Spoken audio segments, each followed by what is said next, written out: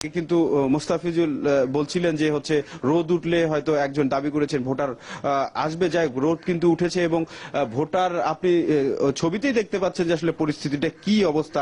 এবং এরপরে যা ভোট কেন্দ্রের যদি দিকে আমি যদি নিয়ে যাই যেখানে বুথ করা হয়েছে, এর আগে কিন্তু অনেকগুলো নির্বাচনে আমরা আমাদের এই সংবাদ মাধ্যম থেকে কিন্তু আমরা প্রচার করেছি, সচরাচর যেসব চিত্র দেখা যায় বুথে সেই চিত্রটা কিন্তু নাই। আমি যদি আরেকটু সামনে নিয়ে যাই আপনাকে, একজন ভোটার অনেকক্ষণ পরে আসলে এখানে একজন ভোটার এসেছেন কিনা আমি নিশ্চিত না।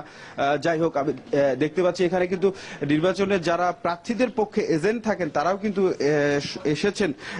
তাদের একজনের সঙ্গে আমি একটু কথা বলি। আপনি তো প্রার্থীর পক্ষে এজেন্ট হিসেবে কাজ করছেন, আচ্ছা পোলিং অফিসার হিসাবে কাজ করছেন। যাই হোক, তার মানে আপনি তো বলতে পারবেন আসলে পরিস্থিতিটা কিরকম ভোট হচ্ছে আসলে। না, আসলে সকাল থেকে আবহাওয়া খারাপ ছিল, এ কারণে হয়তো বা ভোটার উপস্থিতি খুবই কম ছিল।